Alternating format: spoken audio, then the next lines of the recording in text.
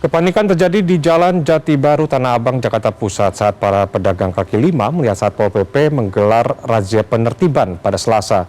Mereka berupaya membereskan dagangan secepat mungkin agar tidak disita petugas.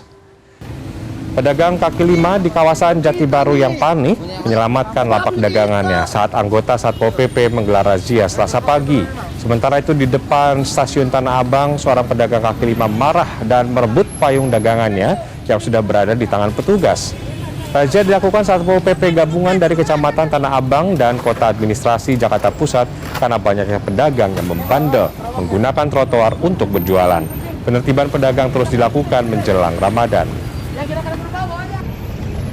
Bu tahu Bu di sini nggak boleh Bu? Boleh, saya tahu Pak. Terus kenapa masih jualan Bu? Ya namanya juga nyari rezeki Pak. Gitu ya. Maaf. Kalau harapannya gimana sih Bu?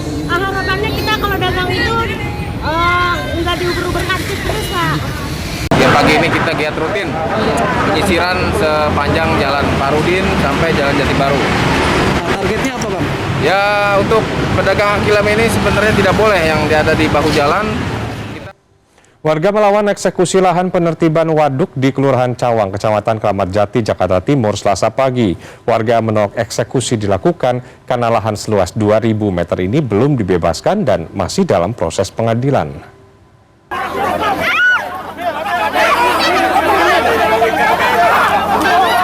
Eksekusi waduk seluas 2.000 meter persegi di Kelurahan Cawang, Kecamatan Kramat Jati, Jakarta Timur, Selasa pagi ricuh.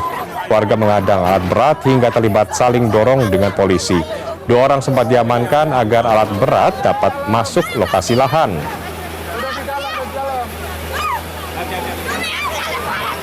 Penolakan ini dilakukan karena lahan waduk seluas 2.000 meter persegi yang diklaim milik 9 warga belum dibebaskan.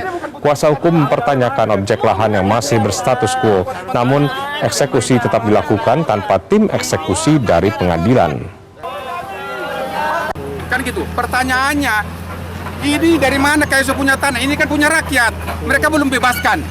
Gitu, mereka belum bebaskan. Dan lagi ini sedang di pengadilan. Setiap objek di pengadilan itu status quo.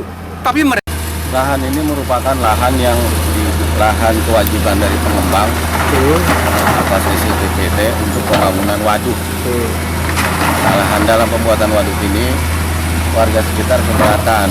Satu alasannya adanya klaim mengenai lahan dan juga adalah dampak dari pembangunan waduk ini nanti juga bisa merugikan.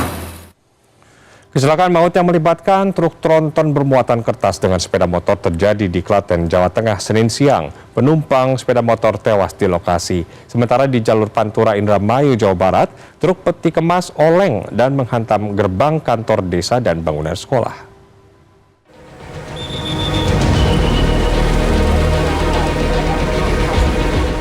Kecelakaan yang melibatkan sepeda motor dengan truk tronton bermuatan kertas terjadi di Jalan Raya Solo menuju Yogyakarta, tepatnya di Desa Truno, Klaten Selatan, Klaten, Jawa Tengah, Senin siang. Kecelakaan melibatkan truk tronton yang dikemudikan Muhammad Mustafa, warga Kebumen, Jawa Tengah, dan sepeda motor dikemudikan oleh Sulastri berboncengan dengan Ana Widuri, warga Manis Renggok, Klaten, Jawa Tengah. Kecelakaan terjadi ketika kedua kendaraan melaju dari arah yang sama, yakni Klaten menuju Yogyakarta. Akibat kecelakaan, penumpang sepeda motor Muhammad Mustafa tewas di lokasi karena terlindas truk.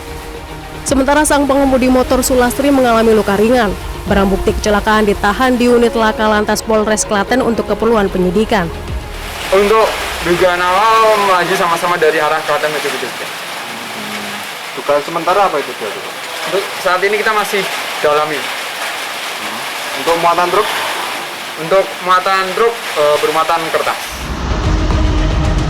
Kecelakaan juga terjadi di jalur Pantura, Kabupaten Indramayu, Jawa Barat, tepatnya di Desa Sukalila, Kecamatan Jati Barang pada Senin siang.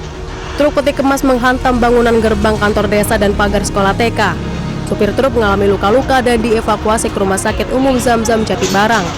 Itu oleng ke kiri dan menghantam pondasi depan Balai Desa Sukalila dan juga terus masih belum terkendali juga sehingga menghantam ke gedung TK, 2 TK, dan alhamdulillah tidak ada korban jiwa. Si supir selamat, cuma luka ringan, masih dalam perawatan di Rumah Sakit Zam-Zam. Anggota kepolisian masih menyelidiki penyebab kecelakaan, apakah faktor kelalaian atau adanya masalah pada truk naas tersebut. Tim Liputan CNN Indonesia.